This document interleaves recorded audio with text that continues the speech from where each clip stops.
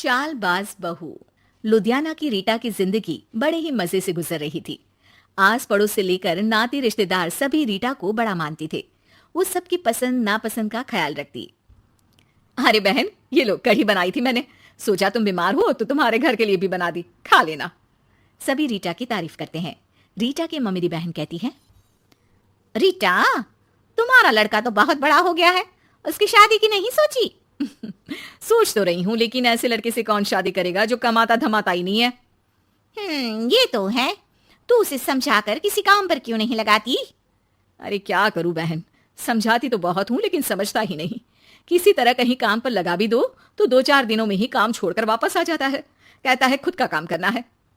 अगले दिन रीटा का बेटा मयंक कहता है, माँ, ये नेहा है, मैं इससे प्यार करता हूं और इसी से शादी करूंगा। अब लेकिन नेहा बेटा, ये तो काम ही नहीं करता, तुम खाओगी क्या? माँ जी, आप जो खाएंगी वही मैं भी खा लूंगी, लेकिन शादी तो मयंक से ही करूंगी। रीटा नेहा और मयंक की शादी करवा देती है।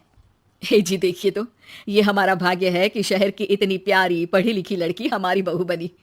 हाँ रीटा, सही बोल रही हो, वरना कौन बिना काम धाम के लड़के से शादी करता है। नेहा सारा दिन घर में रहती और सास को देख देख कर जलती कुड़ती रहती।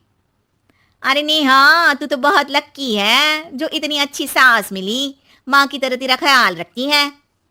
नेहा बिना मन के हंसकर निकल जाती है। आए दिन नेहा को उसकी सास की तारीफ सुनने को मिलती। मयंक, तुम्हारी मम्मी बहुत चालाक है, सब कुछ सम्मोहित करके रखी हुई है। कोई मुझसे पूछे कितनी झूठी औरत है तुम्हारी माँ।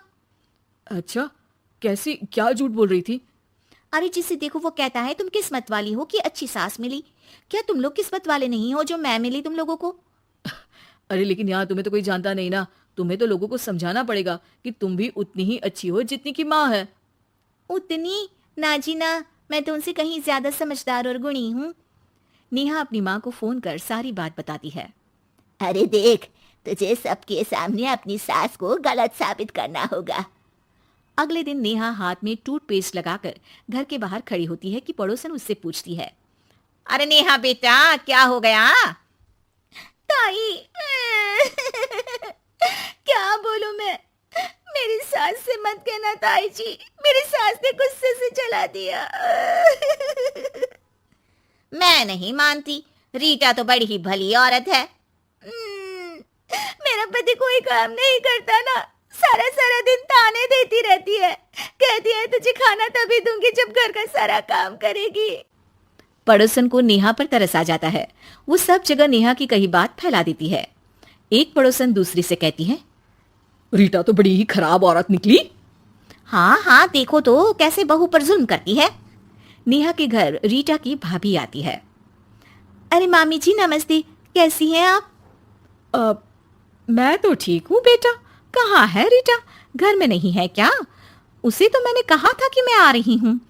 अब क्या बताऊं मामी जी, मुझे तो डॉक्टर के पास जाना था, लेकिन फिर भी मैं रुकी कि आपको घर आना है। मम्मी जी को तो कोई फिक्र ही नहीं है, तभी तो देखिए ना कि पता था आप आने वाली है, फिर भी चली गई घूमने। अरे ये तो बुरी बात है। अच्छा नेहा, मैं जा रही हूँ, रीटा आए तो बोल देना कि भाभी नाराज होकर चली गई है। रीटा वापस आती है तो उसे भाभी नहीं मिलती। अरे नेहा, तूने रोका नहीं मामी को? बोला नहीं कि मंदिर गई हूँ मैं? अरे मम्मी जी, मैंने तो उन्हें बोला कि आप बस आ ही रही हैं, लेकिन वो नहीं मानी और चली गई। मामी भी सभी रिश्तेदारों में रीटा की बुराई फैला देती है।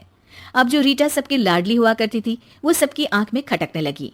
रीटा को समझ नहीं आता था कि जो पड़ोसी उसे हमेशा प्यार से बुलाते थे, वो उसके सामने आते ही दरवाजा क्यों बंद कर देते हैं। जो रिश्तेदार उसे इतना प्यार करते थे, वो उसे अब फोन तक नहीं करते। एक दिन रीटा के पास उसकी भाभी का फोन आता है। तू तो बड़ी हो गई रीटा। अरे ना भाभी ना, तुम तो माँ जैसी हो मेरे लिए, मायका तुमसे ही तो है, लेकिन तुम भी पता नहीं क्यों नाराज हो मुझसे। रीटा को उसकी भाभी सारी बात बताती है। रीटा उसे समझाती है कि कैसे वो नेहा बहू को बताकर वहां से गई थी। दोनों के बीच गिला शिकवा खत्म हो जाता है। रीटा समझ जाती है कि नेहा ने ही उसकी बुराई पड़ोसियों से भी की होगी। रीटा सबके घर जाकर बात करती है, जहां उसे पता चलता है कि नेहा ने ढेर सारी झूठी बातें कर रखी है। रीटा सोच लेती है कि वो नेहा को सबक सिखाकर ही रहेगी। नेहा, तेरे ससुर जी रिटायर हो रहे हैं, तो अब तू और मयंक कहीं और घर देख लो।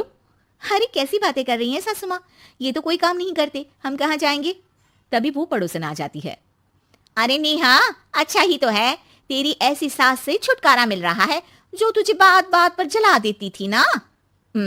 घर जरा जल्दी खाली कर देना नेहा, मयंक से भी बोल देना। नेहा को समझ आ जाता है कि सास को सब पता चल गया है।